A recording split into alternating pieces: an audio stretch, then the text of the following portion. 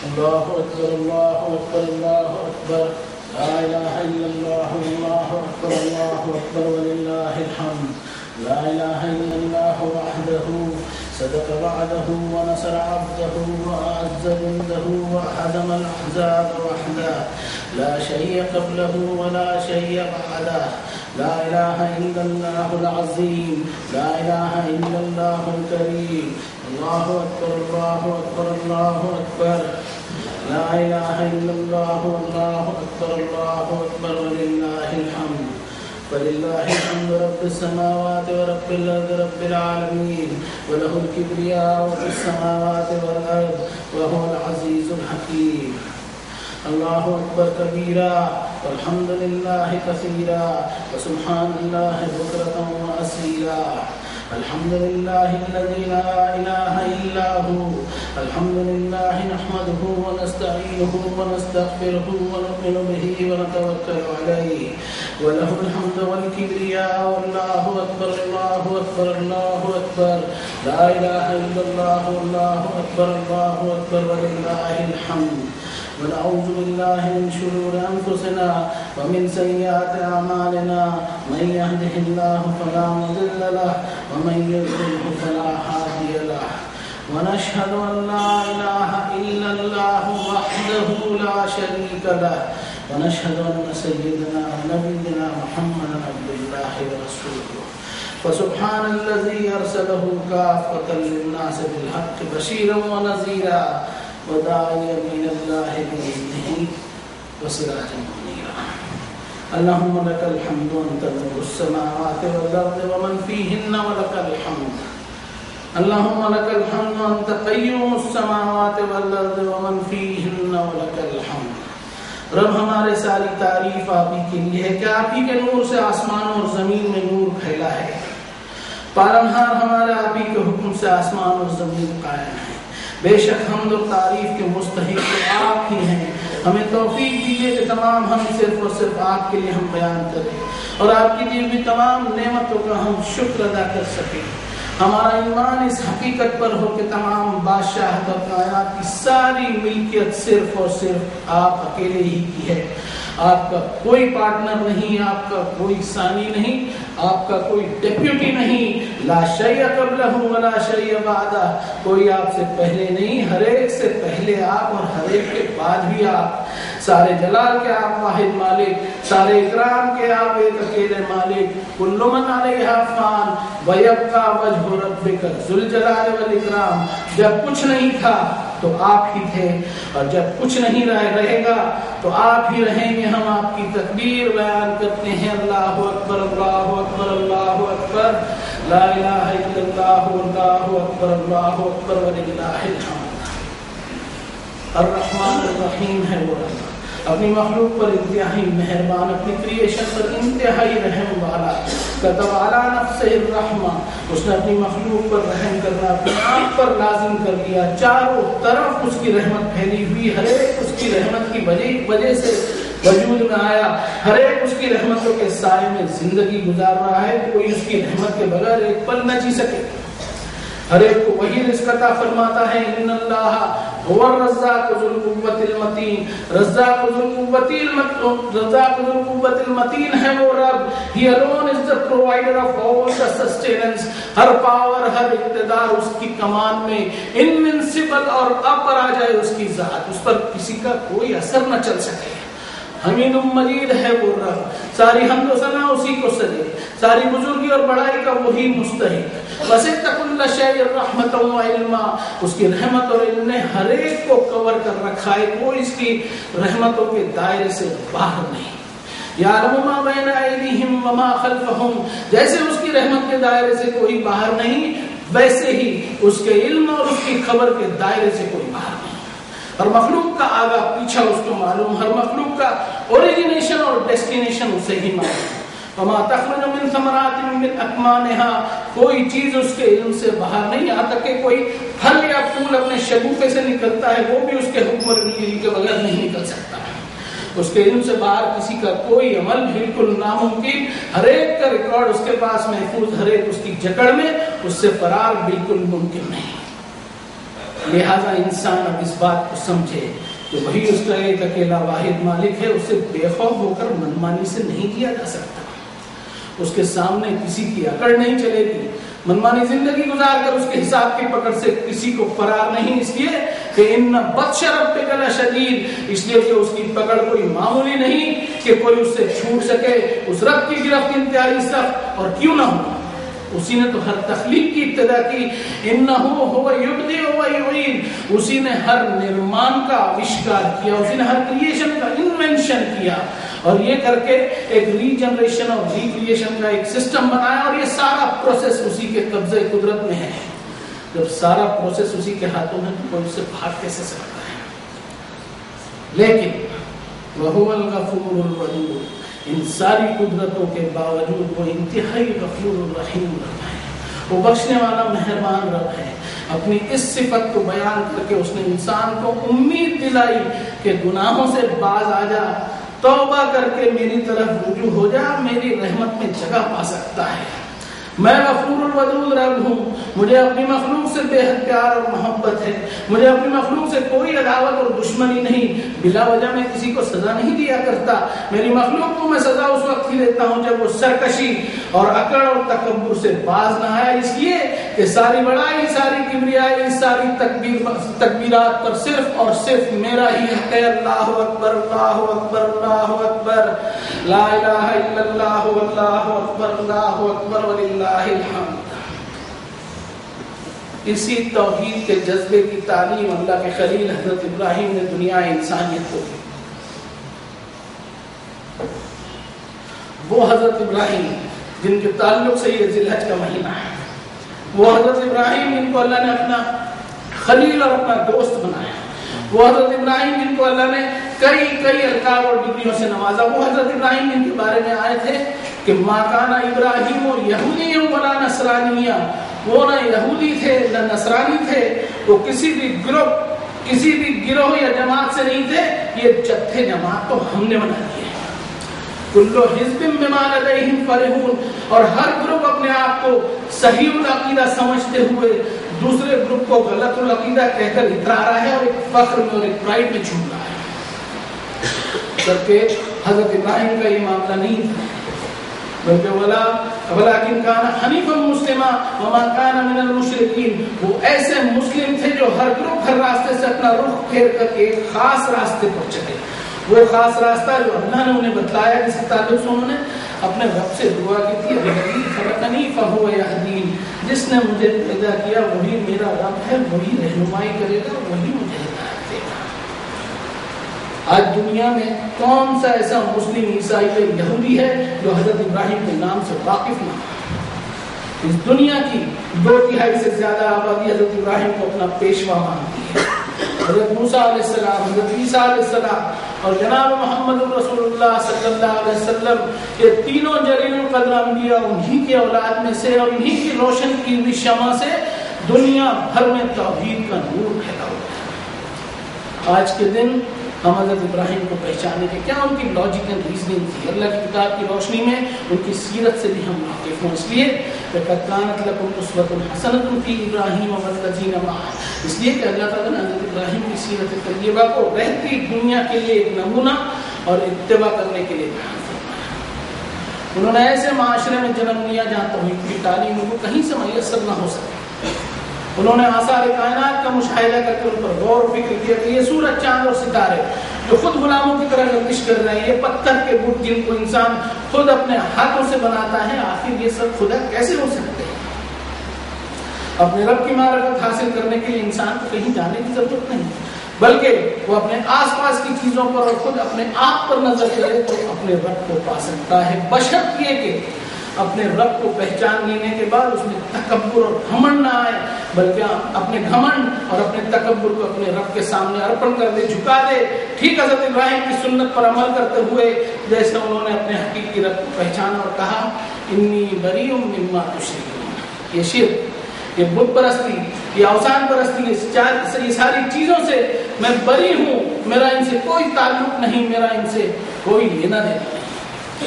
اور اس برات کا اعلان کرتے ہوئے انی وجہت وجہی للذی فطر السماوات والارض حنیفا وما انا من المشرکین، سارے شرک کا، ساری بت پرستی کا، سارے سپرسٹیشیس بلیفز کا، سارے اندھ وشواس کا انکار اور ریجیکٹ کرتے ہوئے اپنے آپ کو اس ایک اکیلے اللہ کے سپرد کیا جس نے آسمان اور زمین کو بنایا.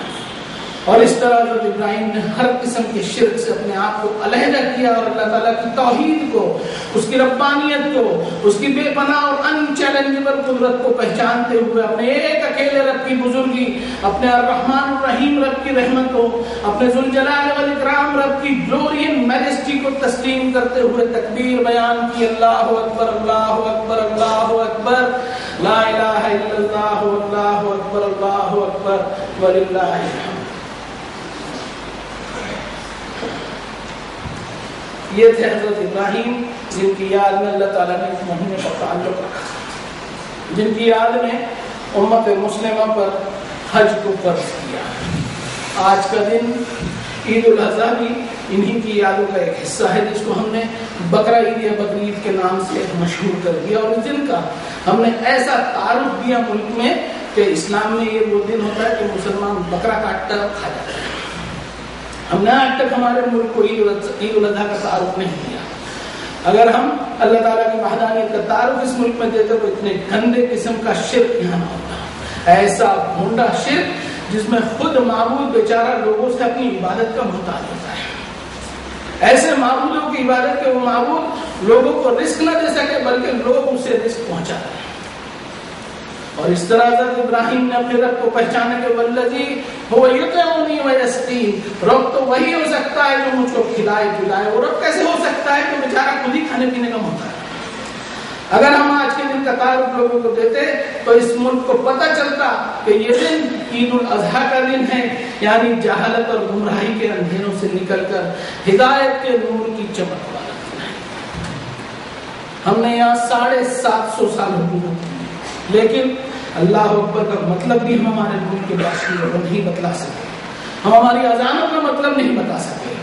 اور یہ ہم سے اس لیے نہیں ہو سکتا کہ خود ہمارا ہی کیریکٹر اس معاملے میں صحیح نہیں ہے. ہم نے دین کو اس کے اصل جڑ سے تلاش ہی نہیں کیا.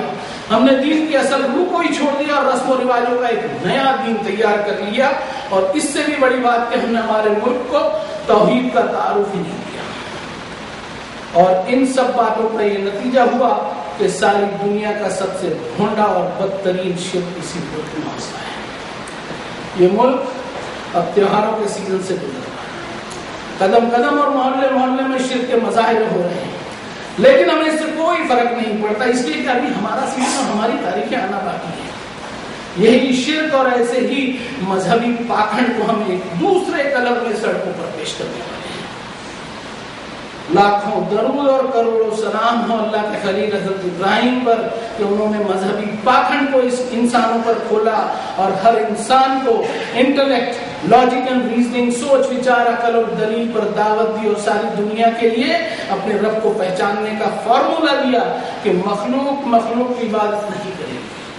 مخلوق صرف اور صرف اپنے خالق کی عبادت کرے گی. اس قال لہ ربہ اسلم قال اسلمت لرب العالمین. وہ خالق جو مسلسل کائناتیں پیدا کیے چلے جا رہا ہے، وہ خالق جو ہر عیب سے پاک ہے، وہ خالق جس کو موت نہیں، وہ خالق جس نے موت اور حیات کو بھی پیدا کیا ہے، ساری دنیا کو اسی خالق کے سامنے پوری یکسوئیت اور تمام تکبیرات کے ساتھ ہمبل اینڈ ٹوٹل سبمیشن سکھایا. اللہ اکبر اللہ اکبر اللہ اکبر، لا الہ الا اللہ اللہ اکبر اللہ اکبر وللہ الحمد. ناسا کے سائنٹسٹ مارس پر جا رہے ہیں، جس میں ہندوستانی سائنٹسٹ بھی شامل ہیں. نئی نئی تحقیقات ہو رہی ہیں، نئے نئے یونیورسز کی دریافت ہو رہی ہیں. قرآن مجید کی سب سے پہلی آیت میں فرمایا الحمدللہ رب العالمین، یعنی تمام حمد و ثنا عالمین کے رب کے لیے ہے. اب تک کے سمجھ میں نہیں آتا تھا کہ عالمین کو جمع میں اور پلورل میں کیوں فرمایا، جبکہ یونیورس تو ایک ہی دکھائی دیتا ہے، کائنات تو ایک ہی دکھائی دیتی ہے. ایسی بات نہیں ہے. والسماء بنيناها بعين وإنا لموسعون. ایسی دریافتیں ہو رہی ہے کہ اس رب نے اپنے دست قدرت سے کئی دنیایں، کئی یونیورسز بنا ڈالے جن کا ہم تصور تک نہیں کر سکتے. لیکن سائنٹسٹ کی اتنی ساری دریافتوں کے باوجود اللہ کی وحدانیت کا سبب اب تک ان کو نہ مل سکا. اور اس کی سب سے بڑی وجہ جو مجھے نظر آتی ہے وہ یہ کہ اللہ کی وحدانیت کو پہچاننے کے لیے حضرت ابراہیم کی وہ سنت کہ انی بریء مما تشرکون، ہر قسم کے شرک کا سب سے پہلے انکار ہو، پھر اپنے آپ کو ایک اکیلے اللہ وحدہ لا شریک کے سپرد کیا جائے، تو پھر توحید معلوم ہو سکے۔ اور یہ ملک جو توحید سے انتہائی دور ہے، اللہ تعالیٰ کی وحدانیت سے دور ہے، اس کی سب سے بڑی وجہ اگر کوئی ہے تو وہ ہم ہی ہیں، اس لیے کہ وما یؤمن اکثرهم باللہ الا وهم مشرکون، اللہ کی وحدانیت کے ساتھ ساتھ ہم شرک کو بھی دھکیلتے رہتے ہیں۔ آج کی ہماری حالت یہ ہے کہ ہم توحید کے دعوے تو بہت کرتے ہیں، لیکن شرک کی گندگیوں کو اپنے کاندھوں سے اتارنے کے لیے ہم تیار ہیں۔ لوٹنا ہوگا ہمیں اس وحدانیت کی طرف جسے شرک کا انکار کیے بغیر پایا ہی نہیں جا سکتا، اس وحدانیت کی طرف اور اس ایمان باللہ کی طرف جس کے تعلق سے قرآن مجید میں فرمایا فَمَن يَكْفُرْ بِالطَّاغُوتِ وَيُؤْمِن بِاللَّهِ، جس کسی نے طاغوت کا انکار کرتے ہوئے، اندھ وشواس کا انکار کرتے ہوئے، سپرسٹیشیس بلیف کو ریجیکٹ کرتے ہوئے ایک اکیلے اللہ پر اپنا ایمان، اپنا بھروسہ، اپنا توکل کر لیا، تو فقد استمسک بالعروۃ الوثقی لا انفصام لها، تو اس نے ایسا مضبوط سہارا تھام لیا جو کبھی اس سے چھوٹنے والا نہیں۔ یہ تھا حضرت ابراہیم علیہ السلام کا سدھانت اپنے رب کو پہچاننے کا، جس کے بارے میں اللہ تعالیٰ نے رہتی دنیا کے لیے اپنی کتاب میں آیت نازل فرمائی وَمَن يَرْغَبُ عَن مِّلَّةِ إِبْرَاهِيمَ إِلَّا مَن سَفِهَ نَفْسَهُ وَلَقَدِ اصْطَفَيْنَاهُ فِي الدُّنْيَا وَإِنَّهُ فِي الْآخِرَةِ لَمِنَ الصَّالِحِينَ۔ اللہ نے حضرت ابراہیم کو رہتی دنیا کے لیے ایسا رول ماڈل بنایا کہ بے وقوف ہے، ایڈیٹ ہے، عقل سے پیدل ہے وہ جو حضرت ابراہیم کی ملت سے، ان کی سوچ اور سسٹم سے اپنے آپ کو الگ کرتا ہے۔ اس آیت میں ہم خود اپنے آپ کو چیک کریں گے تو پائیں گے کہ یہ بے وقوف ہم ہی کو کہا جائے کہ صدیوں سے حضرت ابراہیم کے نام پر قربانیوں کے گوشت کھائے چلے جا رہے ہیں، صدیوں سے اللہ کی کتاب ہمارے پاس رکھی ہے، لیکن ہم صرف خاندانی مسلم ہی بنے بیٹھے ہیں، نہ کائنات پر غور کرتے ہوئے اپنے رب کو پہچانا، نہ اپنے خاندانی دین کو اللہ کی کتاب سے کراس چیک کیا، نہ شرک کی گندگی کو اپنے کاندھوں سے اتارا، اور اس طرح دنیا کو توحید کی وہ حکمت ہی نہ بتا سکے، اللہ کی وحدانیت کا وہ وزڈم ہی دنیا کو نہ بتا سکے جو حضرت ابراہیم کی سنت سے ملتا ہے کہ حنیفا وما انا من المشرکین، ہر قسم کے شرک سے کٹ کر ایک اکیلے اللہ کی تکبیر بیان کرتے ہوئے سبمٹ ہوتا ہوں۔ اللہ اکبر، اللہ اکبر، اللہ اکبر، لا الہ الا اللہ، واللہ اکبر، اللہ اکبر، وللہ الحمد۔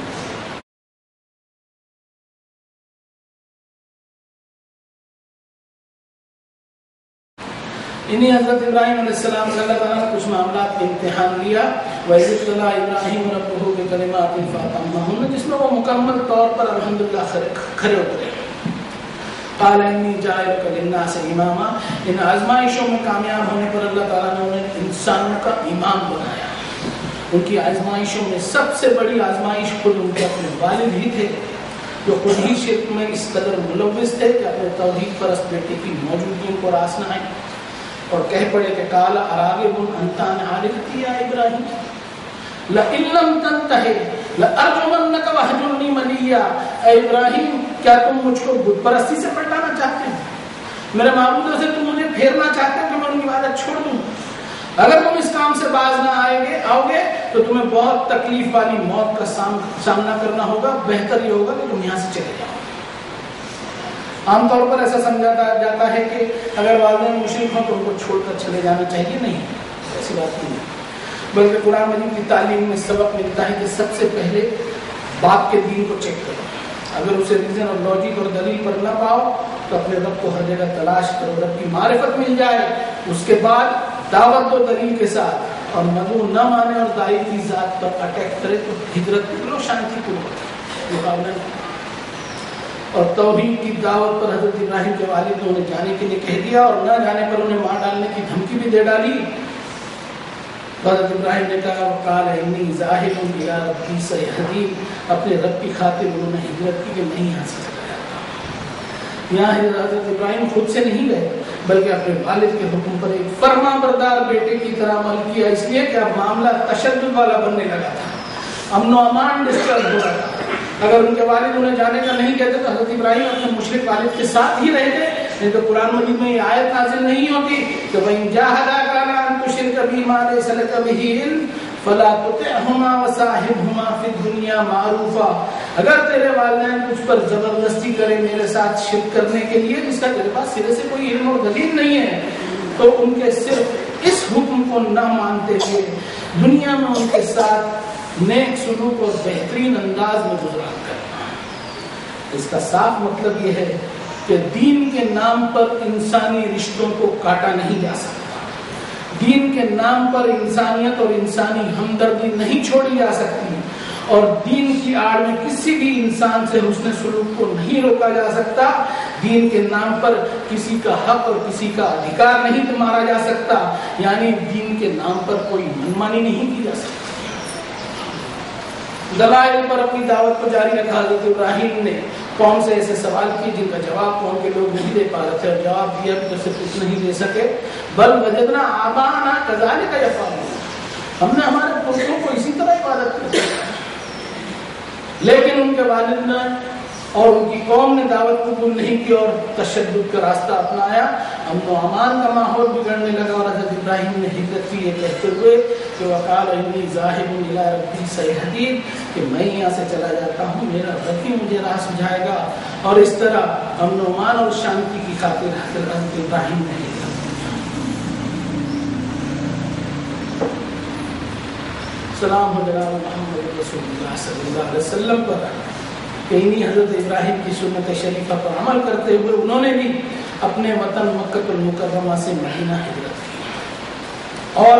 ہجرت کا سبب بھی وہی تھا کہ امن و امان خطرے میں پڑتا تھا۔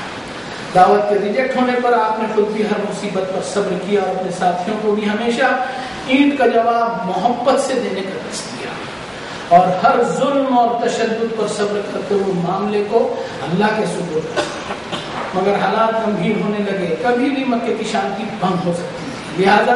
اپنے سارے حقوق اور ادھیکاروں کی قربانی لیتے ہوئے رسول اللہ نے امن و امان کی خاطر ہجرت فرمائی اور مدینہ تشریف لے گئے۔ پھر بھی مکے والوں نے چین سے جینے نہ دیا، اور یہاں تک کہ منمانی کرنے لگے کہ رسول اللہ کو اللہ کے گھر کا عمرہ کرنے سے روک دیا۔ سلام ہو رسول اللہ صلی اللہ علیہ وسلم پر کہ اس زیادتی پر بھی یک طرفہ طور پر صبر کرتے ہوئے قربانی دی، اور امن اور شانتی کی خاطر ایک ایسے صلح نامے کو منظور کیا جس میں ساری شرطیں ایک طرفہ اور انفیوریبل تھیں، اور یہی وہ ایثار اور قربانیاں تھیں جس کی وجہ سے ایک ایسا ماحول تیار ہوا کہ اللہ تعالیٰ نے چند ہی سالوں میں امن و امان کے ساتھ اور بغیر کوئی خون خرابے کے وہ شہر فتح کروا دیا جس کو مجبوراً چھوڑنا پڑا۔ اللہ کے نبیوں کی یہ وہ قربانیاں ہیں جن کے نتیجے میں اللہ تعالیٰ نے امن و امان کا ماحول تیار کیا۔ یہ وہ قربانیاں ہیں جن کے نتیجے میں اس دنیا میں مذہبی آزادی آئی،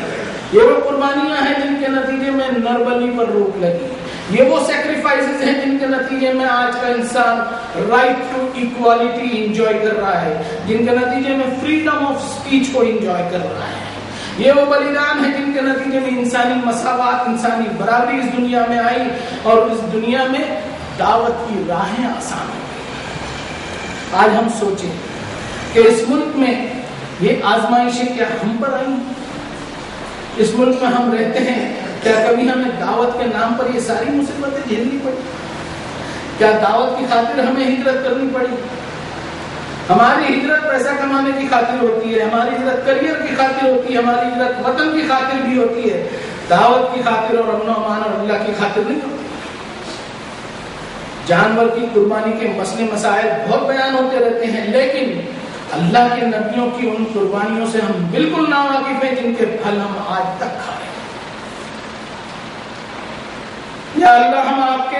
آخری نبی جناب محمد رسول اللہ صلی اللہ علیہ وسلم، جنہوں نے آپ کے خلیل حضرت ابراہیم کی اتباع کرتے ہوئے آپ کا پیغام ساری دنیا تک پہنچایا، یا اللہ ہم دعا کرتے ہیں کہ ان کی سنت پر چلنے کی ہم کو توفیق عطا فرمائے۔ یا اللہ، آپ کے آخری نبی جنہوں نے اپنے آخری خطبے میں ساری انسانیت کو توحید کا سبق دیا، سارے انسانوں کی برابری بھائی چارگی کو قائم کیا، ذات پات برادری رنگ نسل قدر کے اعتبار سے انسانوں کے بیچ نفرتوں کا خاتمہ کیا، لوگوں کے حقوق کی ادائیگی کا سبب دیا، انسان کی جان کی حرمت اور ہیومن رائٹس کو قائم کیا، انسانوں میں خیانت کا خاتمہ کرتے ہوئے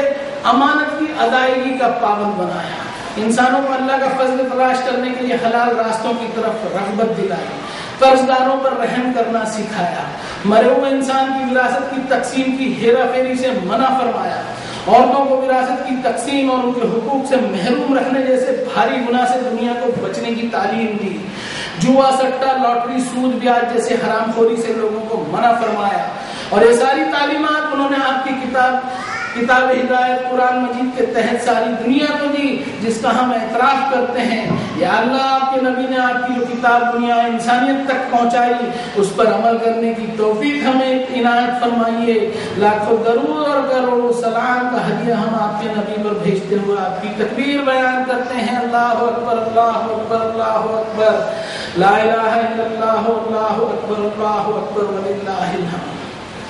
یا اللہ، آپ ہی کی بادشاہت ہے آسمان اور زمین میں، ہر طرح کی عظمت اور قوتوں کے آپ ہی مالک، المخلوق کلہم ضعفاء ولا قوی الا ہو، ہم ایک کمزور مخلوق ہیں، آپ کی قوتوں اور طاقتوں کے سامنے ہماری کوئی حیثیت نہیں، والناس کلہم فقراء ولا غنی الا ہو، ہم اس دنیا میں بسنے والے تمام کے تمام انسان اور جہاں جہاں جس کائنات میں جو بھی مخلوق ہو، سب کے سب فقیر اور محتاج ہیں اپنی ایک ایک ضرورت کے لیے،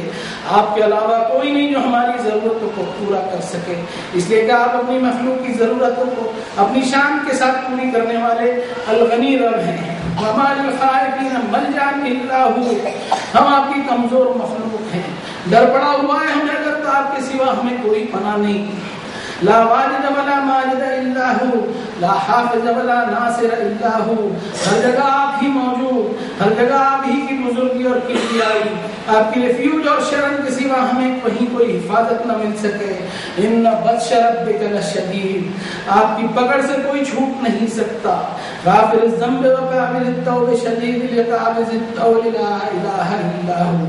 آپ کی پکڑ انتہائی سخت لیکن آپ گناہوں کو معاف فرمانے والے، توبہ کو قبول کرنے والے مہربان رب ہیں، آپ کی رحمتوں کی بارش اپنے بندوں پر مسلسل ہوتی رہتی ہے۔ یا اللہ، ہم توبہ کرتے ہیں،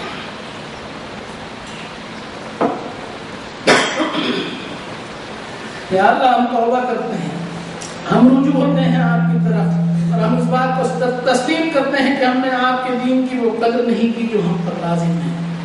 یا اللہ، ہم اس بات کو بھی قبول کرتے ہیں کہ ہم نے ہمارے دین کو رسم و رواج میں بچھا دیا۔ اللہ، آپ نے اپنی کتاب میں فرما دیا کہ لن ینال اللہ لحومها ولا دماؤها ولکن ینالہ التقوی منکم، جانور کی قربانی کا خون اور گوشت آپ کو مطلوب نہیں، ہمارے رسم و رواج آپ کو مطلوب نہیں، آپ کو ہم سے تقوی مطلوب ہے۔ اللہ، ہم آپ سے دعا کرتے ہیں کہ ہمیں وہ تقوی اختیار کرنے کی توفیق دیجیے جو آپ کے نبیوں نے سکھایا، ہمیں اس توحید پر چلنے کی توفیق دیجیے جو آپ کے خلیل حضرت ابراہیم نے سکھلایا۔ یا اللہ، ہم آپ سے مغفرت مانگتے ہیں اس بات کو جانتے ہوئے کہ آپ اور آپ ہی الغفور الرحیم ہیں۔ وَمَن يَغْفِرُ الذُّنُوبَ إِلَّا اللَّهُ، آپ کے سوا گناہوں کو کوئی نہیں بخش سکتا۔ اللہ، ہم کو ایسا مومن بنا دیجیے کہ ہماری خواہشوں کی فہرست میں آپ کی رضا سب سے پہلے ہو، ہماری آرزوؤں کی لسٹ میں آپ کی طرف سے مغفرت سب سے اوپر ہو۔ اللہ، ہمیں توفیق دیجیے کہ یہ جو انسانی برابری، یہ مذہبی آزادی، یہ دعوتی آزادی جیسی نعمتیں آپ نے عنایت فرمائی ہیں، اس پر ہم آپ کا شکر ادا کریں۔ آپ کے نبیوں سے اسوہ حسنہ لیتے ہوئے ہم نے اپنی روش کو صحیح کریں۔ ہم توبہ کرتے ہیں ہمارے گناہوں پر، ہم توبہ کرتے ہیں ہماری ناشکری اور ناقدریوں پر، اور رجوع ہوتے ہیں آپ کی اس کتاب کی طرف جس سے ہمیں ہدایت ملتی رہے۔ ہم آپ کی رحمتوں کے سائے میں زندگی گزار رہے ہیں، قیامت کے دن آپ کی رحمتوں کا یہی سایہ ہمیں میسر ہو جائے۔ ہم آپ کی تکبیر بیان کرتے ہیں، اللہ اکبر، اللہ اکبر، اللہ اکبر، لا الہ الا اللہ، اللہ اکبر، اللہ اکبر وللہ الحمد۔ بارک اللہ لنا ولکم فی القرآن العظیم ونفعنا وإیاکم بالآیات والذکر الحکیم، انہ تعالی کریم ملک بر رؤوف الرحیم، فاستغفروہ انہ هو الغفور الرحیم۔ الحمد للہ وحدہ والصلاة والسلام علی من لا نبی بعدہ۔ أعوذ بالله من الشيطان الرجيم بسم الله الرحمن الرحيم وقل الحمد لله الذي لم يتخذ ولدا ولم يكن له شريك في الملك ولم يكن له ولي من الذل وكبره تكبيرا الله أكبر الله أكبر الله أكبر لا إله إلا الله والله أكبر الله أكبر ولله الحمد إن الله وملائكته يصلون على النبي يا أيها الذين آمنوا صلوا عليه وسلموا تسليما اللهم صل على محمد عبدك ورسولك النبي الأمي الذي جاء بالهدى وصل على جميع الأنبياء والمرسلين وعلى الملائكة المقربين وعلى أصحاب رسول الله صلى الله عليه وسلم وعلى أزواج رسول الله صلى الله عليه وسلم وعلى أهل بيت رسول الله صلى الله عليه وسلم ربنا لك الحمد إنك أنت السميع المستجيب الدعوات ربنا آتنا في الدنيا حسنة وفي الآخرة حسنة وقنا عذاب النار ربنا اصرف عنا عذاب جهنم إن عذابها كان غراما ربنا إنك من تدخل النار فقد أخزيته وما للظالمين من أنصار اللهم انصر من نصر دين محمد صلى الله عليه وسلم واجعلنا منهم اللهم أيد الإسلام والمسلمين اللهم حينا من سكرات الموت اللهم أخرجنا من الظلمات إلى النور اللهم أرنا الحق حقا وارزقنا اتباعه وأرنا الباطل باطلا وارزقنا اجتنابه